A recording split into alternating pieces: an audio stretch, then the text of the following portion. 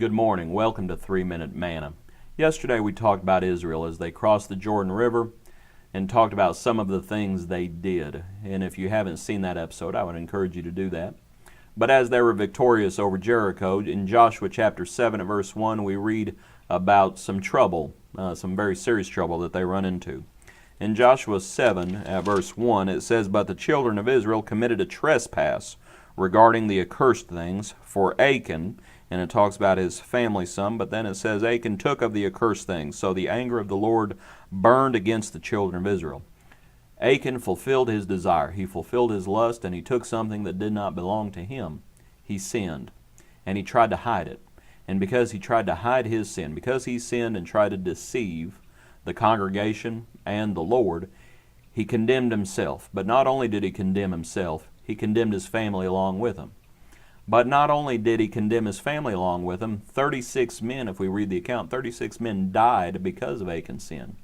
But not only did 36 men die because of it, the Lord's wrath was burning against the entire congregation of Israel because of one man's sin. From Joshua on down, the Lord's wrath was burning against them because of the sins of one man.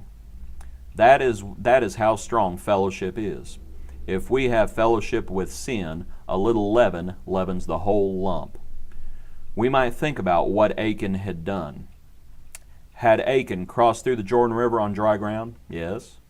Had he kept the Passover along with the rest of the congregation? Yes. Had he been circumcised along with all the other men who had not been circumcised along the way in the wilderness? Yes. Was he a part of the victorious army of the Lord as they triumphed over Jericho? Yes, by God's grace. Let's ask this question. Had Achan made it into the promised land? Yes, he had, and he died in the promised land. Sometimes people have this idea that just because you cross through the Jordan River, just because you cross over the Jordan River, that just because you're safe on the other side, that you're always safe. That once you're saved, you're always saved. Achan found out very differently.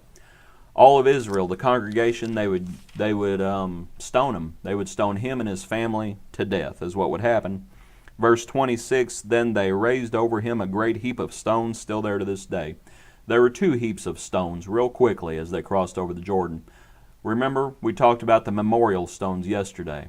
As you had that heap of stones, the heap of 12 stones, and they would look upon it and remember that the Lord had brought them on dry ground through the Jordan River. There's another heap of stones, and Israel, as they looked upon it, they needed to remember